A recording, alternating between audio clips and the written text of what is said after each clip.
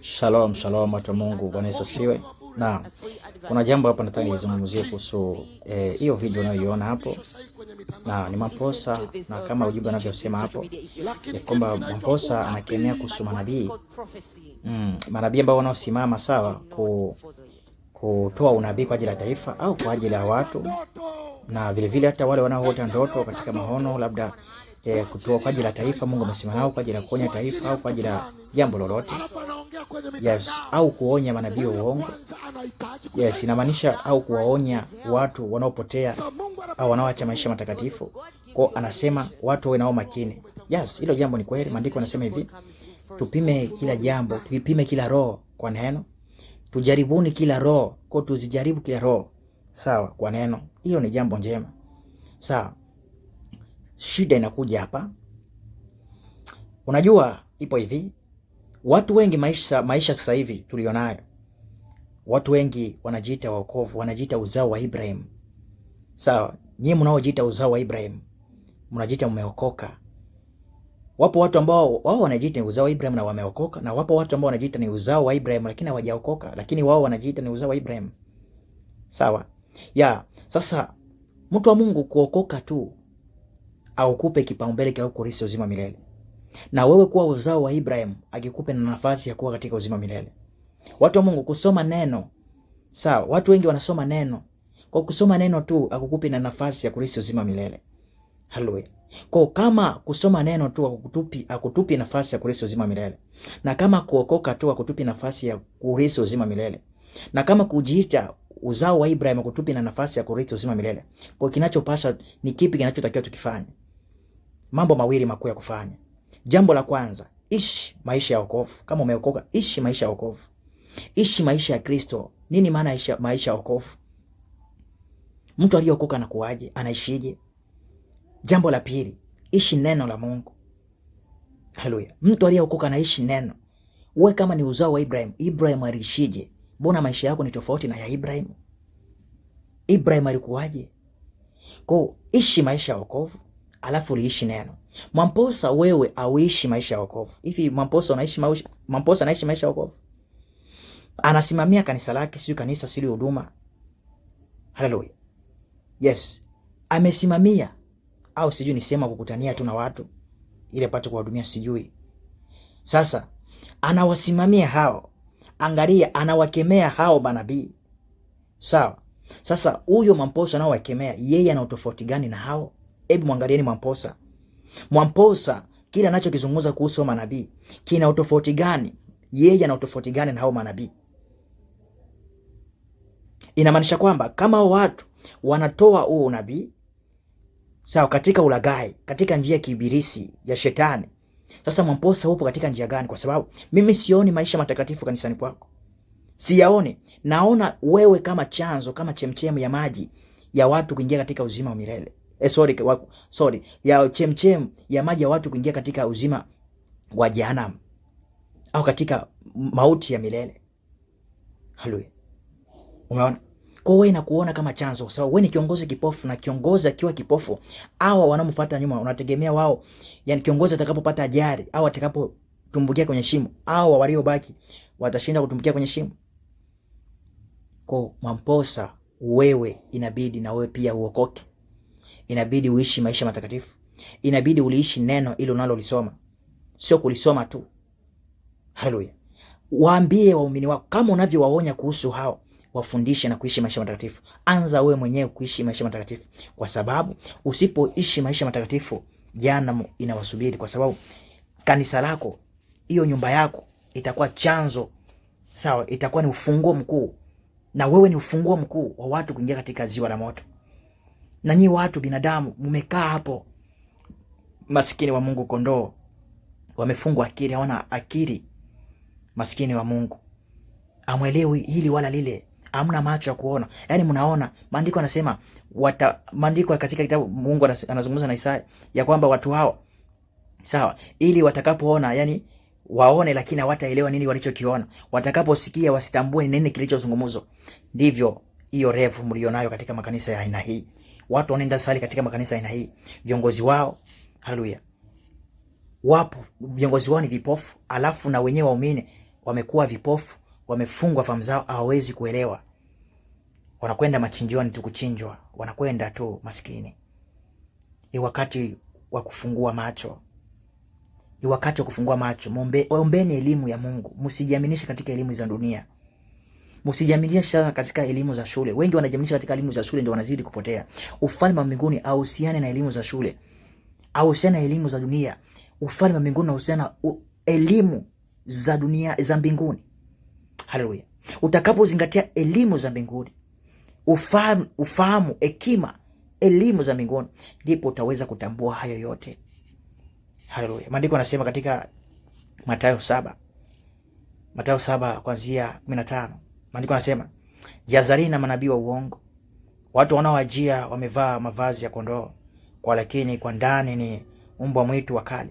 Yes, kama wakina Mamposa. Yaani anapokuambia hayo maneno ni kama vile nakupumbafusha na maandiko yanasema hivi, eti walipopumbazika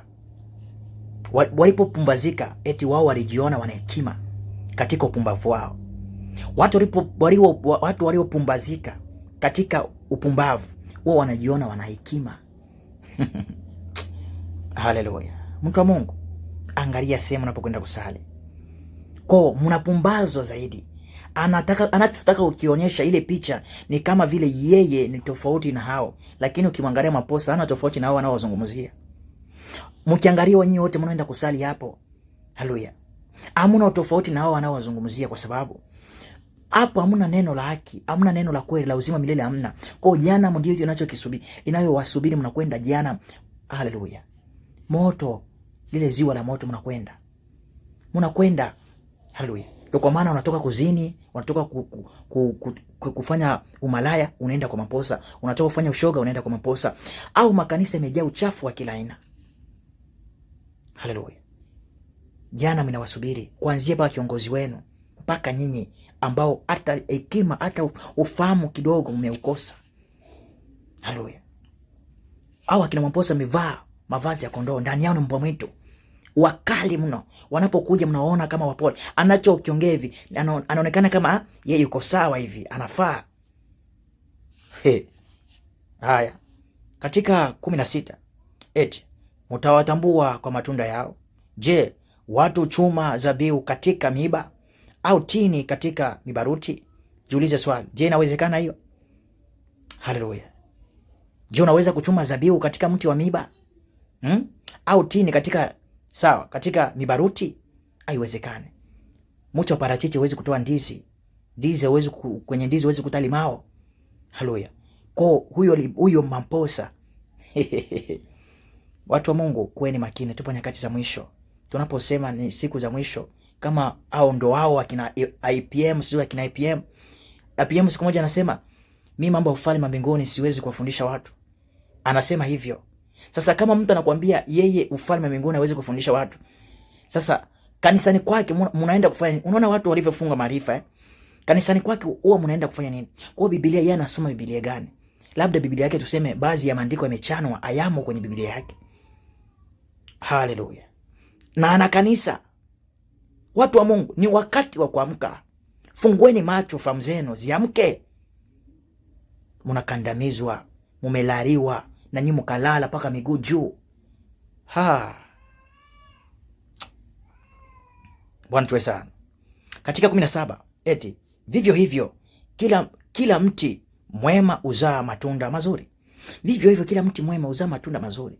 Kwa ukiwa mtu mzuri, ukiwa mchaji wa Mungu, ukiwa mchaji wa Mungu unatembea katika haki, misingi ya haki ya neno la Mungu la uzima milele, hata matunda yako utakayozaa yatakuwa ni matunda mazuri. Kwa utakachokitoa, mbegu unayoipanda, waumini wako wanapandika katika mbegu nzuri. Haleluya. Hebu sikiliza. Eti na mti muovu uzaa matunda maovu. Na mti muovu uzaa matunda maovu. Kwa ukiwa muovu, ukiwa mwenye dhambi, usitarajia kwamba mwenye dhambi anaweza katoa matunda mazuri. No. Anachokitoa, anatoa dhambi, kushare dhambi, kuwagawia dhambi. Haleluya. Kwa katika aliye sawa, aliye mtakatifu, hazina zake zote ni takatifu. Akiwa ameweka pesa benki ni takatifu, hazina zake zote ni takatifu, sawa. Akiba ni takatifu, maombi ni takatifu, ushauri ni takatifu, chochote anachokifanya kitakatifu. Sasa muovu mwenye dhambi, hazina zake kadi ya benki imejaa dhambi, sawa. Kwa akikukopesha na kukopesha dhambi, akikushauri na kushauri dhambi, akikubiria na kubiria dhambi, kwa kuwa yeye kinachotoka ndani yake ni kibovu. Watu wa Mungu, nyumba ikishaoza, nyumba ikioza, ikiwa natoa harufu, kwa wainje majirani wasitegemee watapata harufu njema, na wakati ndani ya nyumba jirani yao mumehoza, mna kitu kilichohoza. Kwa wasitarajie kupata harufu nzuri, wategemee kupata harufu mbaya, kwa sababu hata utakapoingia ndani wasitarajie kupata harufu njema, watarajie kupata harufu mbaya, kwa sababu mule ndani mna kitu kilichohoza. Sasa moyo umehoza, nafsi imehoza. Je, kinywa kinaweza kikatoa mambo mazuri? Haleluya. Watu wa Mungu, shetani, watu wengi wanamweka picha shetani katika picha ile, ana mapembe, ana meno marefu hapa, anatisha na madamudamu. Shetani haji kwa njia hiyo tu. Shetani ni mkarimu kabisa. Angalia, hebu muone shetani alimjaribu Yesu kwa njia gani? Akamwonyesha mambo ya kifahari, akamwambia hili, mambo ya kuvutia. Yes, hata maneno ya shetani. Shetani ana maneno ya hekima ambayo kiyatumia unamwona, yes, huyu anafaa niende naye. Kumbe unaangamizwa. Haleluya, unaangamizwa. Kwa usitarajie mamposa anachokuambia hapo ya kwamba yeye anatoa matunda mazuri na wakati ni muovu. Amna kitu kama hicho. Jana mwanakwenda na nyie wafuasi wake, jana mnakwenda, msipotubu na kukaa katika maisha matakatifu, jana mimi nawasubiri. Mimi nimesema hivyo, sio mimi, neno la Bwana linasema. Kwa kuwa inasema hivi, eti kila mti usiozaa tunda nzuri ukatwa utupwa motoni. Kila mti usiozaa tunda nzuri ukatwa utupwa motoni. Kwa wakina mamposa, nyinyi wote msiozaa tunda nzuri mtakatwa na kutupwa motoni. Jana mnawasubiri kwa sababu amzai matunda mazuri. Haleluya. Vibanda vyenu vya mikusanyiko ya ibada amuvijenge katika misingi ya utakatifu.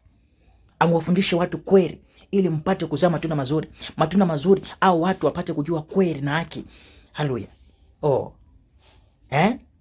Amufanya hivyo, kwa mtakatwa na mtatupa motoni pamoja na wafuasi wenu. Kwa wewe pia mfuasi wa mamposa, maana popote ulipo, mtakwenda jehanamu. Hilo neno la Bwana, mtakwenda jehanamu. Mtakwenda jehanamu. Mimi siwezi. Unajua hizi nyakati ndio kwa maana tunapoongea mambo kama haya, ninapoongea mambo kama haya, watu wanasema nyinyi ndio mnafanya wokovu uwe mgumu, mnafanya wokovu unakuwa mgumu, mfanya wokovu unakuwa koloni. Mnafanya wokovu kwa wa zamani wa kishamba. Sasa nyinyi mnatafuta wokovu wa kisasa. Sasa wokovu wa kisasa ndio huo wa kina mamposa, na jana mnakwenda mnataka neno linalopakwa makeup. Neno la Mungu linapakwa makeup, mnahubiriwa, mnabembelezwa. Unaona, acha dhambi, acha ubaya, usifanye hivyo. Mnafanya maisha ya wokovu mnaifanya kuwa magumu. Wewe, maandiko nasema hakuna katika ufalme wa mbinguni hakuna kitakachoingia kinyonge, hakutaingia kinyonge. Haleluya. Wenye nguvu ndio watakaoteka ufalme wa mbinguni. Sasa unasubiri ubembelezwe? Kwa kuokoa nafsi yako bembelezwe, kwa uzima wako bembelezwe. Nani atakayefaidika katika uzima wako utakao urisi? Kila mmoja anapambania nafsi yake. Hakuna kia baba, mama, mtoto wala mwana. Hakuna itaweza kubembeleza. Hakuna kia mchungaji wala mungu. Kila mmoja anapambania nafsi yake. Kwa kama upo sehemu potofu kwa kanisa ambalo ni la uongo, manabii wa uongo, watumishi wa uongo wanakupotosha, watu wa Mungu, kimbia, okoa nafsi yako. Hata huyo unayemuona anayekuhubiria utamuona hiyo siku. Utamuona mkeo unalala naye kitanda kimoja, mumeo, mpenzi wako, abala mwenzio, malaya mwenzio, utamuona. Muzinzi mwenzio, shoga mwenzio, mfilaji mwenzio, hutamuona. Utamuona, utakuwa peke yako. Kwa tunapambania, kila mmoja anapambania nafsi yake. Sasa nyaanza kukubembeleza eti nafanya wokovu kuwa mgumu. Wewe sema hivyo. Endelea, tafuta huko. mnakoitwa njooni kama mlivyo na maovu yenu yote. Yes, ndio kwa maana mnatoka kufilana, mnaingia kwenye ibada. Haleluya, haleluya. Afu Mungu anaongea. Maandiko yanasema hivi, Mungu ni mwenye wivu na ni mtakatifu, yeye achangamani na wenye dhambi, na maombi ya wenye dhambi ni kelele mbele zake. Sasa jiulizeni nini mnapokuwa katika dhambi, katika maovu, haya maombi mnayoyaomba yanajibiwa na nani? Mnahudumiwa na ibilisi, mnahudumiwa na shetani, kwa sababu maombi ya mwenye dhambi ni kelele mbele zake. Sasa wewe una dhambi, eti unaomba eti nimejibiwa, nimebarikiwa. Unabarikiwa na nani? Lazaro alikuwa kaburini, unabarikiwa na ibilisi. Zimepita siku 4, shetani anawadanganya. Yesu alimuita, yes, unavutiwa na Lazaro akafufuka. Sikiliza, ukiwa mtoto wa ibilisi, Lazaro alikuwa kaburini, zimepita siku 4, Yesu alipomwita, na Lazaro akafufuka. Na yeye shetani wote walio wa shetani, watu walishangaa chochote anachokitaka kumuona Lazaro akiishi neno la haki na la kweli, huyo ni wa ibilisi. Haleluya. Kila asiyeishi maisha matakatifu, huyo ni wa ibilisi. Kwa ni mtoto wa ibilisi. Mtoto wa ibilisi atakuwa nani? Ibilisi anaweza kumzaa nani? Ibilisi atamzaa ibilisi. Kwa watu wengi ni watoto wa ibilisi. Na kila anayeshika neno la Mungu la haki na kweli, huyo ni mwana wa Mungu. Na kama wewe ni mwana wa Mungu, maana kwamba una umungu ndani yako. Ishi kama wana wa Mungu. Jifunze kufanana na Kristo. Jifunze kufanana na Mungu. Usijiite tu ni uzao wa Ibrahim. Wewe umeokoka, nasoma neno, lakini usipolishi neno, usipoishi maisha ya wokovu, wewe jana mnakusubiri. Haimaanishi wewe ni dini gani, haimaanishi una cheo gani. Na kuambia hivi, kwa neno la Bwana wa majeshi, jana mnakusubiri. Ni wakati wa kubadilika na kugeuka. Haleluya. Ni wakati wa kuchange. Bwana tuwe sana. Ni wakati wa kuchange. Inasema eti diposa kwa matunda yao mtawatambua. Diposa kwa matunda yao tutawatambua. Kwa matunda yao tunawatambua kwa sababu wanachokifanya sicho maandiko yanachosema tukifanike. Hapo ndipo tunaanza kuwatambua. Kinachoendelea makanisani kwao, maibadani kwao, watu wanaokwenda ushiriki makanisani kwao, ni watu ambao tofauti na maandiko yanavyosisitiza watu wawe. Kwa hapo tunawatambua hawa watu. Jana mnakwenda. Kwa nyinyi wote mnaokwenda katika makanisa, jana mnakwenda. Afu bahati mbaya, nyinyi mnaoenda katika makanisa aina hii, shetani amefunga fahamu zenu. Amwambiriki, amshauriki na amuonyeki. Kwa hata mnapoambiwa jambo lolote, haleluya, sio werevu wa kusikia. Amwelewi, amsikilizi. Yani sio wasikivu, ni wabishi sana. Ni wabishi sana kwa sababu gani? Mumevaa ngao mioyoni mwenu. Neno haliwezi kukaa. Neno haliwezi kukaa ndani yenu. Kwa linapokuja linagonga ngao tu linarudi. Neno linapokuja linagonga ngao tu linarudi. Watu wa Mungu, ni wakati kumgeukia Bwana na kumtazama Yesu Kristo wa Nazareti. Ishini maisha ya wokovu. Tokeni katika makanisa ambako mnakozidi kupumbazwa akili zenu. Mnazidi kuwa pumbavu. Sio kwamba nakutukana.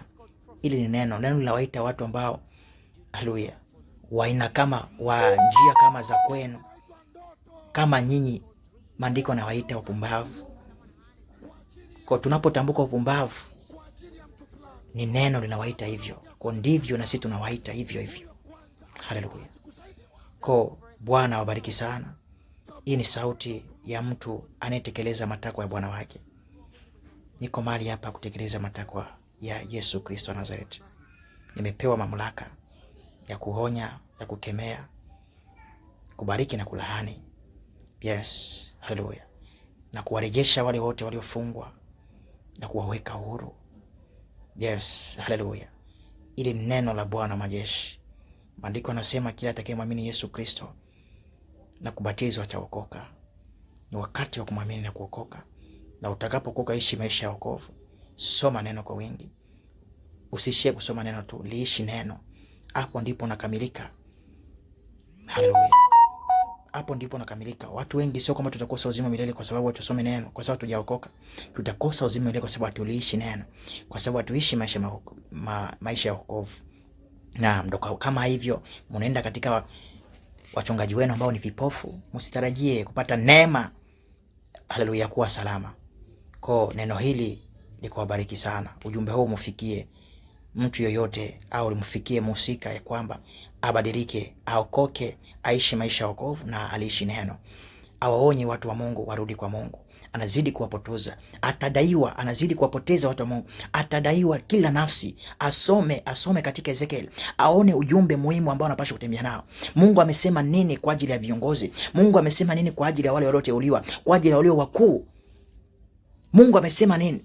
Asome Ezekiel, asikilize ujumbe wa mtu ambaye anaonekana kama kiongozi au kama mlinzi. Watu wa Mungu mtadaiwa msipo wahonya watu katika njia yake. Mnawakaribisha, mnawaambia njoni na maovu yao yote. Jana tupo siku za mwisho.